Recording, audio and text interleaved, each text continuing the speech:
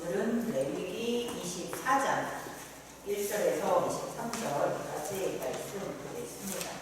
지난주에 봤었던 23장의 말씀은 하나님께서 이스라엘 자손들이 대대로 나중에 가나안 땅에 들어가서도 계속 지켜야 할 절기가 있다라고 하시면서 그 절기에 대해서 알려주셨어요. 절기를 꼭 지켜야 하는데, 왜냐하면 하나님께서 애굽에 종되었던 이스라엘 자손들을 이제 그들의 고통 속에서 구원해 주셨죠. 자유인으로 살 수 있게 해 주셨습니다. 그런 하나님의 은혜를 잊지 말라고, 그것을 기억하라고 절기를 주셨습니다. 그리고 적과 꿀이 흐르는 땅, 그 약속의 땅에서 이제 평화롭게 풍요롭게 살게 해주신 그 하나님의 은혜를 잊지 말라고, 항상 기억하라고, 그렇게 그것을 기념하라고 절기를 주셨습니다. 그건 믿음의 하나님의 백성이 된, 자손이 된 저희도 잊지 말아야 할 내용입니다. 그 절기를 저희가 잊지 마는 것이 아니라 그 절기를 주신 이유는 저희도 이제 잊어서는 안 되는 것이죠. 저희는 죄에 매여 있었죠. 그런 우리를 의의 길로 하나님께서 인도해 주셨습니다. 그런 하나님의 사랑을 우리는 이제 잊지 말아야죠. 하나님의 자녀로 불러주시고 천국 백성 삼아주신 그 하나님의 은혜, 그 하나님의 사랑은 항상 기억하면서, 감사하면서 찬송할 수 있어야 됩니다. 자, 그리고 오늘 이제 24장의 이제 말씀을 저희가 읽어 보았는데, 저희가 그동안 봐왔었던 레위기의 내용하고는 이게 왜 여기에 또 나오지 싶으셨죠?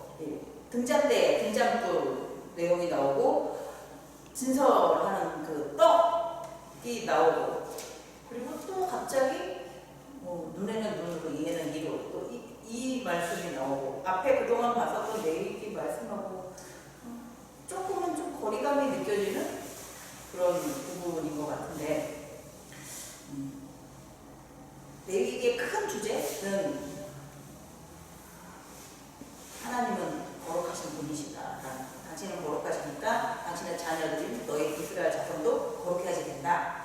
라는 그 큰 주제를 보고서 이제 이 말씀을 다시 한번 보면은, 하나님께서 좀 앞에 내용하고는 이상한데 싶지만 또 그렇구나 라고 이해가 충분히 되실 수 있을 것 같습니다. 24장 1절에서 4절은 이제 등잔불을 어떻게 관리해야 되느냐에 대해서 알려주세요. 저희가 이 등잔대는 저희가 출애굽기에서 봤었습니다. 기억이 나실런가 모르겠습니다. 출애굽기 25장에도 나왔었고, 27장에 짤막하게 나왔고, 37장에도 나왔어요. 출애굽기 25장에서는 이 등잔대는 어떻게 만들고, 어떤 재료를 가지고, 어떤 모양으로 어떻게 만들어서 어디에다 두고, 이걸 이제 설명을 해주셨고, 뒤에 37장에서는 이제 이스라엘 자손들이 이제 하나님이 알려주신 대로 이렇게 만들어가고 있는 과정들이 이렇게 보여졌습니다. 등잔대는 어디에다 두는 거였죠? 기억나시죠? 크게 이제 성막, 그리고 저쪽에 동쪽에 문 하나가 있고요. 들어오면 번제단이 있죠. 번제단 지나면 물두멍이 있고요. 물두멍 안에 성소가 있으면 성소 가운데 휘장이 쳐져 있습니다.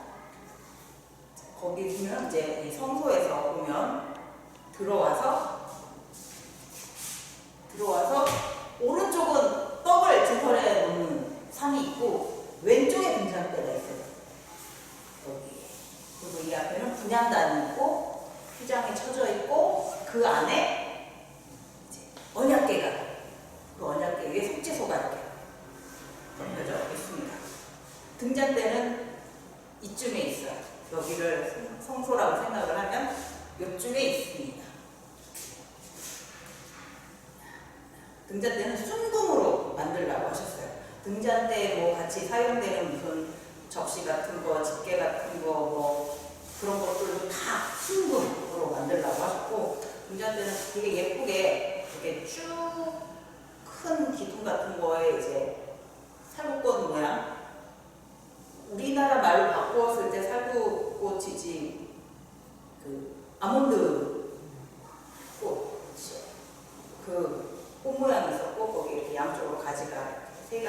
모두 7꽃송이가 등잔대에 받치는 모양이에요.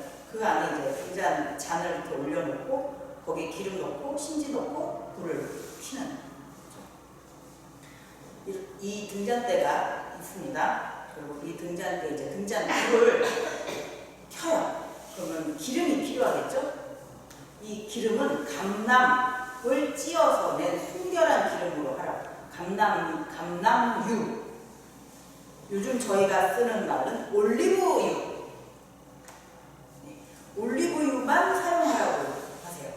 자, 그런데 이제 올리브유를 만드는 순결한 기름이라면 아주 고순도의 올리브유라는 건데, 이 올리브유를 만드는 방법이 지금은 뭐 아무래도 좀 기계식으로 되었겠지만 좀 옛날 방식으로 이렇게 3가지 방법이 있었답니다. 어떤 게 최상급의 올리브유인지 한번 맞춰보세요.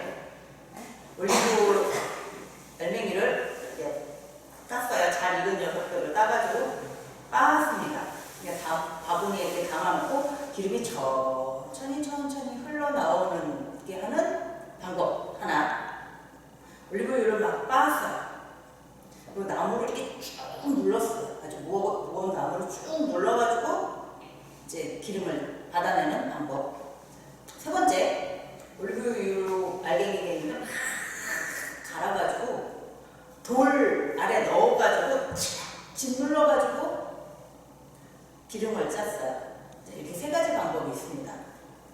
어떤 게 가장 고순도의 맑고 깨끗하고 향기로운 올리브유일까요? 1번 또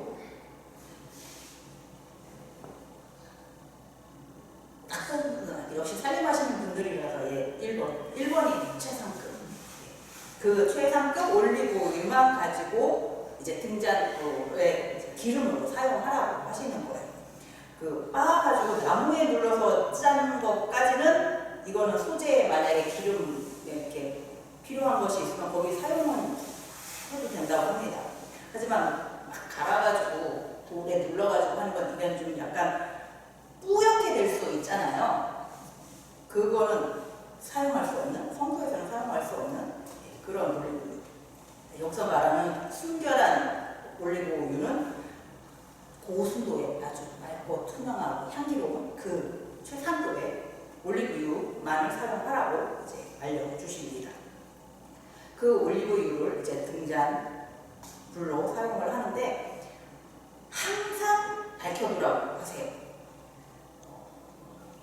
계속해서 등잔불을 켜둘지면 아론은 해마간 증거의 휘장 밖에서 저녁부터 아침까지 여호와 앞에 항상 등잔불을 정리할지 너희는 대대로 지킬 영원한 규례라. 그러니까 저녁부터 아침까지면 중간에 밤 시간도 시간 맞춰가지고 와가지고 확인해야지 돼요. 당번을 정해서 제사장마다 돌아가면서 하든지 아니면은 뭐 시간별로 정해가지고 이 사람이 나왔다가 다음 저 사람이 나오든지 이렇게 번갈아 가면서 나오든지 하여튼간 이렇게 당번을 정해서 저녁부터 아침까지 밤 시간에도 이 등잔이 꺼지지 않도록 계속 켜두어야지 된다라고 말씀하세요. 뭐 아침부터 그 저녁까지는 아무래도 낮 시간이니까 낮 시간에는 뭐 중간에 제사 지내는 데가 또 들어와서 볼 수는 있겠죠. 하지만 저녁부터 아침까지라면 밤에 자야지 되는데 밤에 잘 때도 이게 꺼지면 안 되는 거예요. 꺼지지 않게 계속 아론과 그 자손들은 와서 이 등잔불을 살펴봐야지 되는 거예요. 심지가 많이 타들어가서 이제 없어졌으면 빨리 바꾸기도 하고 기름이 없으면 기름도 채워넣기도 하고 이렇게 밤에도 저녁부터 아침까지 밤에도 이 등잔불을 관리해야 됩니다. 꺼트리면 안 되는 거예요. 계속 이 내 등잔불을 밝혀두어야지 된다. 이것은 너희가 대대로 지킬 영원한 규례다 라고 말씀하십니다. 이 등잔대가 있는 이 성소는 어두운 곳이잖아요. 이 성소가 이렇게 덮여 있었죠. 휘장 그런 거로 덮여 있었는데 기억하세요? 4겹으로 덮여 있었어요. 그렇죠? 처음에는 가늘게꼰 배실, 청색, 자색, 홍색 실로 막 이렇게 그룹으로 수놓아져 있는 그것으로 한번 덮여 있었고, 염소 털로 되어 있는 걸로 한번 더 덮였고, 그 위에 순양의 가죽, 붉은색 물들인 순양의 가죽으로 한 번 더 덮여 있었고, 그 위에 맨 마지막에 해달의 가죽으로 한 번 더 덮여 있었고, 그러니까 내경으로 덮여 있었어요. 그러니까 거의 빛이 들어오지 않았겠죠? 거의 빛이 들어오지 않았으니까 뭐 그 안에서 제사장들이 움직일 때 이제 가장 기본적으로 어두우니까 일하기도 힘들었을 거예요. 그래서도 빛이 필요한 거죠. 그런 의미도 있지만 빛이 있는 곳에는 어둠이 같이 있을 수가 없어요. 하나님은 빛이시죠. 하나님은 어두운 곳에 계실 수가 없죠. 어두운 곳에 하나님이 계시는 성소가 없다? 이것은 말이 앞뒤가 안 맞는 거죠. 요한일서 1장 5절에 우리가 그에게서 듣고 너희에게 전하는 소식은 이것이니 곧 하나님은 빛이시라. 그에게는 어둠이 조금도 없으시다는 것입니다. 하나님은 빛이신데 그것을 이스라엘 백성들에게 정확하게 이제 알려주셔야지 되는데, 하나님이 계시는 성소가 빛이 하나도 없는 깜깜한 어두운 곳이다. 그런데 하나님은 빛이시다 라고 말씀을 하면 이스라엘 백성들은 절대로 이해를 못했을 것입니다. 성소는 빛이 있는 밝은 곳이어야지 되겠죠. 그래서 하나님께서 이 등잔대의 등잔불을 밤에도 절대 꺼뜨리지 말라고 항상 켜두라고 하십니다. 등잔불은 꺼지면 안 됩니다. 하나님은 빛이십니다. 하나님이 계시는 곳은 어둠이 같이 있을 수 없습니다. 그 다음은 이제 진설병. 진설에 놓은 떡은 어떻게 만들어야지 되느냐, 어떻게 관리해야지 되느냐를 말씀해 주고 계세요. 이 진설병도 저희가 출애굽기 25장이랑 37장에서 다 썼습니다. 근데 또 이제 상을, 진설병, 이 상은 어떻게 만들어서 어디다 두어야지 된다, 그런 것들을 알려주었었는데, 성소 있고요. 여기가 들어가서 왼쪽이 이제 등잔대, 저희가 방금 봤었던 그 맞은편이 진설병을 놓는 상이었어요. 이거는 이제 조각목으로 먼저 반듯한 상을 만들고 거기에 이제 순금을 다 입혔어요. 그리고 이 부분은 이제 떨어지지 않게 이렇게 턱을 그렇게 둘렀습니다. 이렇게. 거기에는 떡을 넣어야 된다. 떡을 놓을 만한 접시도 있었고, 뭐 포도주도 같이 올려놨기 때문에 포도주 담아 놓는 병도 있었고, 포도주를 덜어서 놓을 잔 같은 것들도 있었고, 유향도 올려놓아야 되기 때문에 유향도 같이 담아 놓을 그런 병 같은 것도 있었습니다. 이런 것들이 다 있었는데, 그 떡을 구울 때는 12개를 구우라고 하세요. 10분의 2 에바로 12개를 구우라고 하셔요. 그래서 만약에 크기상으로 이게 조금 더 큰 것 같은데, 만약에 이게 진설병을 놓는 그 상이라면 이렇게 접시가 2개가 있는 거예요. 이쪽에 진설병 6개를 쭉, 이쪽에 진설병 6개를 쭉, 그 위에 유향을 담은 잔을 이렇게 올려요.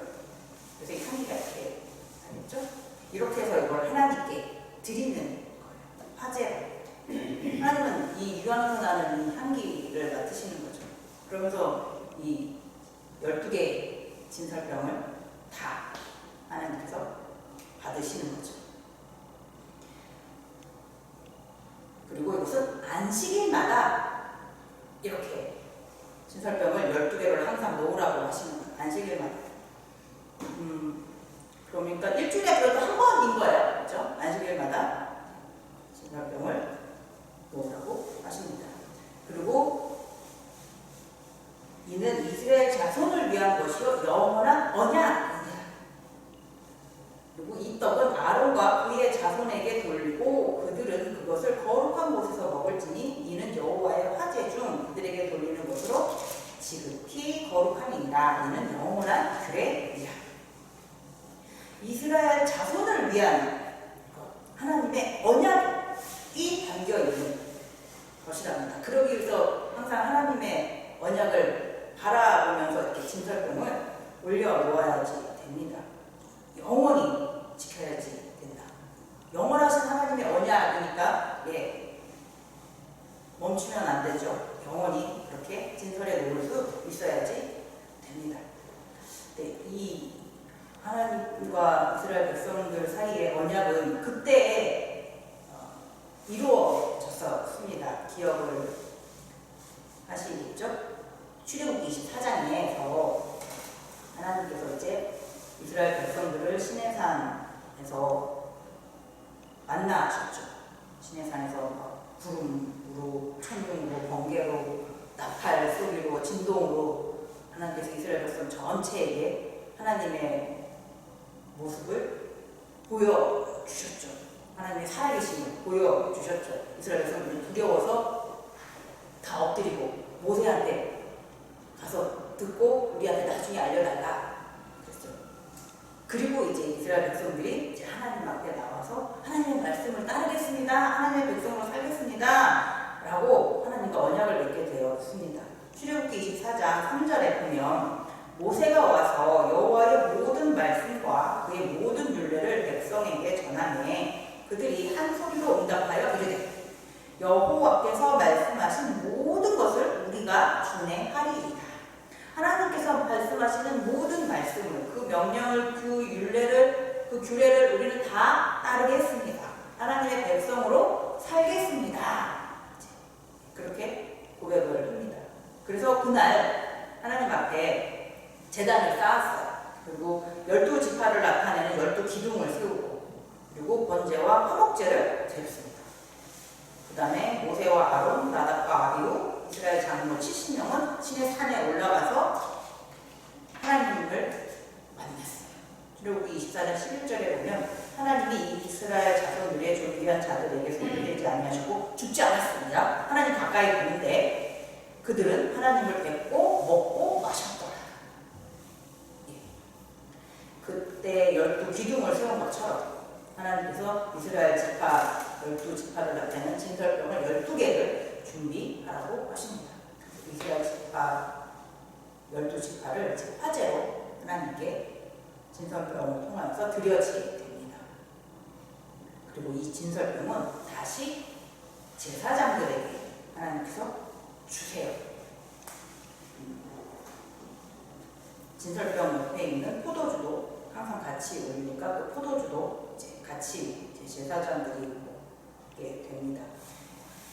떡과 포도주 하나님께 먼저 드려졌던 것인데 이제 안식일마다 이제 그것은 새로운 것으로 이제 교체가 되니까 일주일 된 거니까 이건 버리는 것이 아니라 하나님께서 그것을 제사장들이 먹으라 하시는 거예요.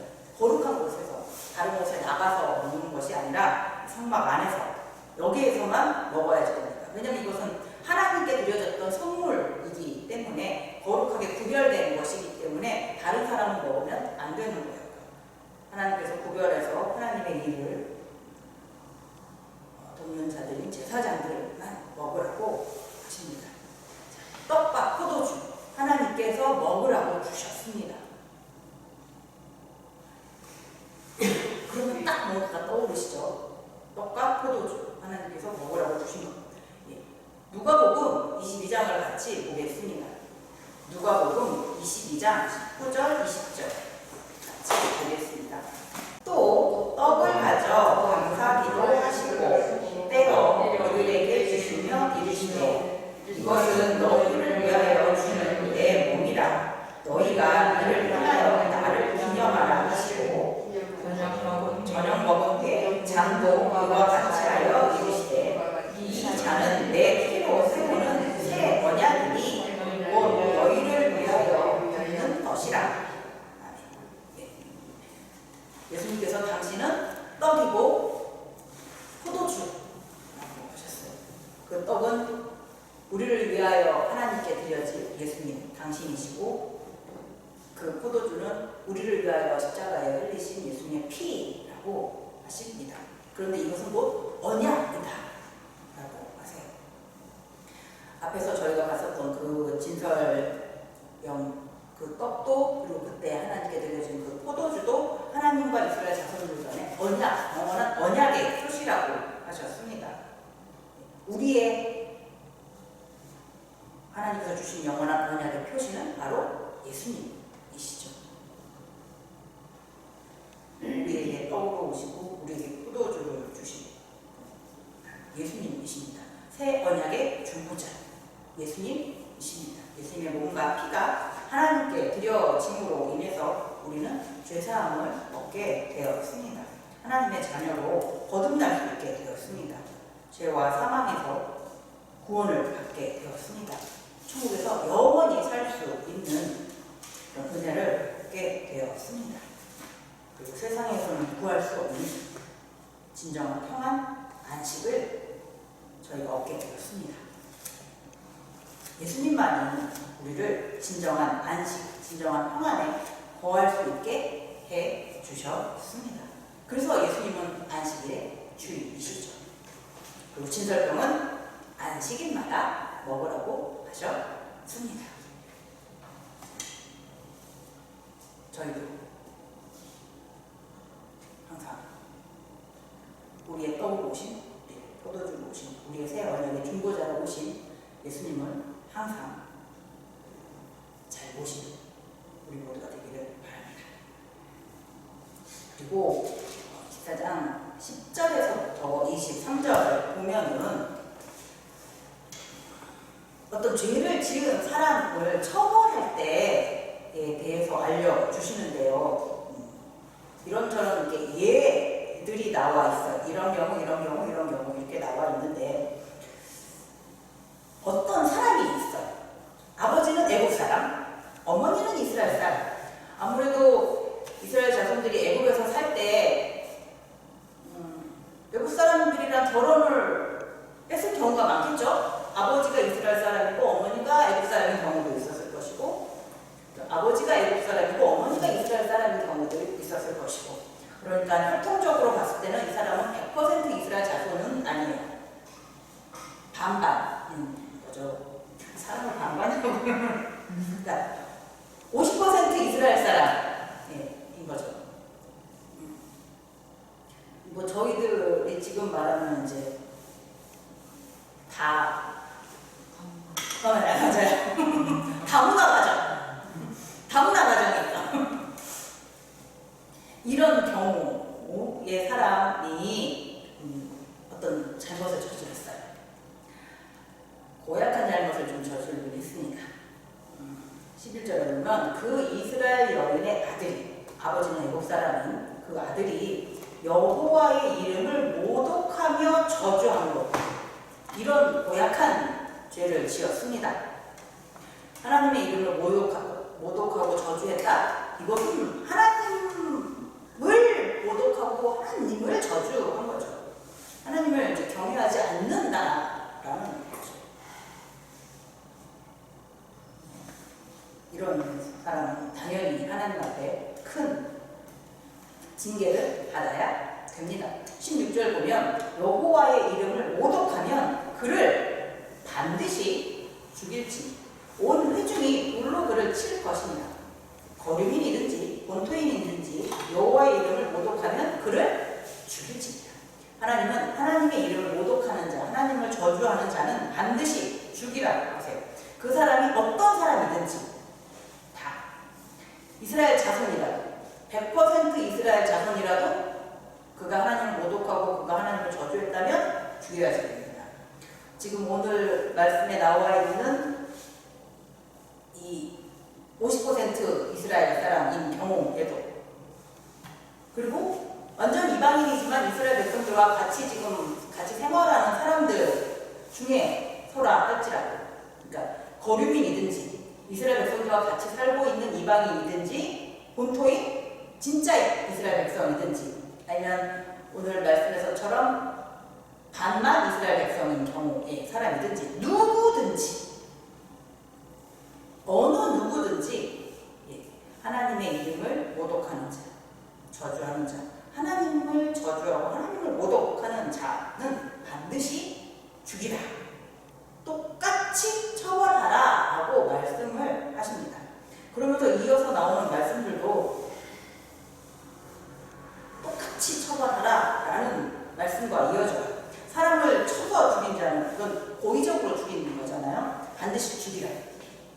짐승을 쳐서 죽인 자는 짐승으로 갚아 주어야 됩니다. 사람에게 상해를 입힌 자는 그 받은 대로 다시 상해를 그 사람에게 돌려줘야지 되는 거예요. 상처에는 상처로, 눈에는 눈으로, 이에는 이로 똑같이 그렇게 갚아 주어야지 된다라고 하십니다. 22절에 보면 이 방법은 거류민에게든지 본토인에게든지 그 법을 동일하게 할 것은 나는 너희 하나님 여호와입니다.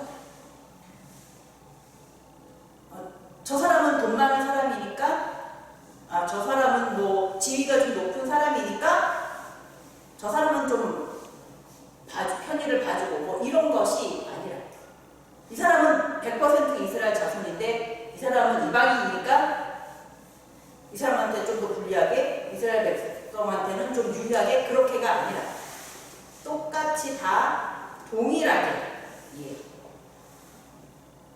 징계를 줘야지 된다. 그 법을 동일하게 적용해야지 된다라고 말씀하세요. 그러면서 나는 너희 하나님 여호와다. 하나님은 동일하게 법을 적용하신다. 하나님께서는 공평하신 분이시다라는 것을 지금 말씀해 주고 계세요. 그 고대 근동 지역에서는 이미 나라들이 있고 많은 법도 만들어지고 했는데, 그 법이 이렇게 기록되어 있는 법들을 보면은 신분에 따라서 차별되어 있는 경우가 많이 있었나 봐요. 어떤 남아있는 것을 보면은, 만약 어떤 자유민이 귀족의 눈을 실명시켰어요. 그러면 그들은 그 자유인의 눈을 뽑을 것이에요. 그런데 만약 그가 어떤 평민의 눈을 실명시켰어요. 그리고 평민의 뼈를 다치게 했어요. 그랬으면 그 사람에게는 은 1문화를 지불하는. 좀 달라졌죠. 아까 그 귀족한테 그렇게 잘못했을 때는 아주 눈을 뽑으라고 하더니만, 평민한테 이렇게 하니까 눈은 안 뽑아도 된다고 해요. 그리고 만약에 이 사람이 어떤 자유인의 종의 눈을 실명시켰거나 뼈를 다치게 했어요. 그랬다면 그 사람은 그의 가치에, 그 종의 가치의 2분의 1을 지불해줘요. 어떻게 눈을 실명시키고 뼈가 부서졌는데 그거 가치를 2분의 1, 그 중에서 2분의 1, 100%도 다 아니고 반만, 그죠? 반만이면 눈 한쪽을 자기가 줄 건가? 어쨌든 기록상으로 이렇게 되어 있다고 하니까 완전히 불공평한 거죠. 그렇죠? 신분에 따라서 법이 너무 불공평합니다. 하지만 하나님께서 오늘 말씀에 보면은 모든 사람에게 다 동일하게 하라라고 하세요. 이스라엘 자손이든지 엄마 아빠 중에 한 사람만 이스라엘 자손일 경우에서든지, 아니면 이스라엘 백성과 같이 거주하고 있는 거류민 이방인에게든지 하나님의 법은 동일하게 적용되어야 합니다.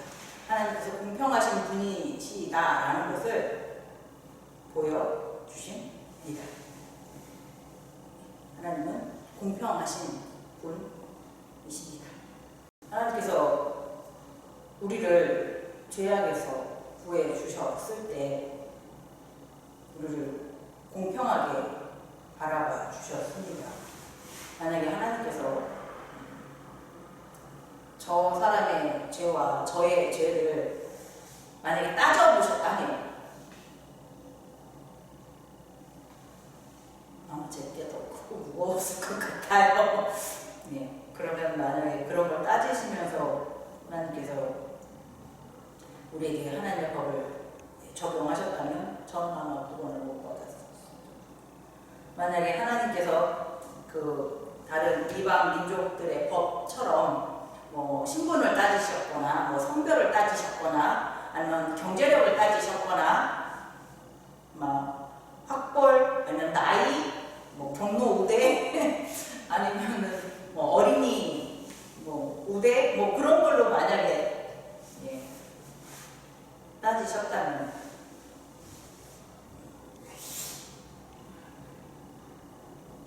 저희 중에 어쩌면 아직 구원을 못 받은 사람이 있을 수도 있습니다. 근데 하나님께서는 아니에요. 예. 모두에게 동일하게 하셨습니다. 하나님께서는 공평하신 하나님이십니다. 에베소서 5장 8절에 보면 너희가 전에는 어둠이더니 이제는 주 안에서 빛이라 빛의 자녀들처럼 행하라.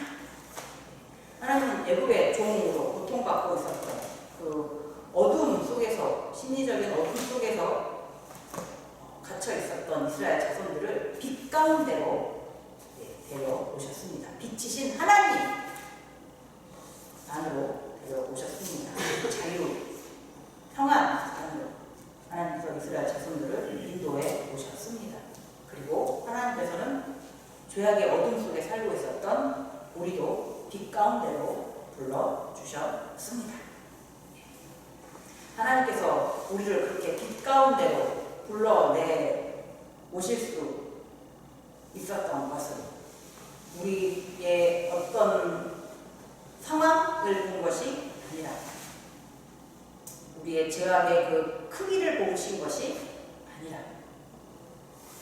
우리의 신분의 뭐 높고 낮은 그런 것을 따지신 것이 아니라 우리의 경제적인 능력을 따지신 것이 아니라 우리의 뭐 육체적인 건강을 따지신 것이 아니라 이거 하나만 보셨죠. 공평하게 우리 안에 생명의 빛 예수 그리스도가 있느냐 없느냐.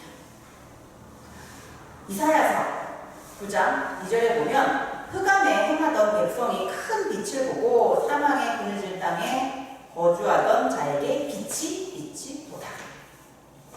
요한복음 1장 4절에 그 안에 생명이 있었으니 이 생명은 사람들의 빛이라. 흑암에 있던 저희에게 사망의 그늘진 곳에 거하던 저희에게 하나님께서 빛을 주셨습니다. 참 빛. 생명이 있는 참 빛을 저희에게 주셨습니다. 바로 예수 그리스도시죠. 어둠에 있던 우리를 구원해 주신 하나님. 세상의 차별에서부터 세상의 고통에서부터 우리를 사랑으로 공평하신 사랑으로 안아주신 하나님. 우리를 구원으로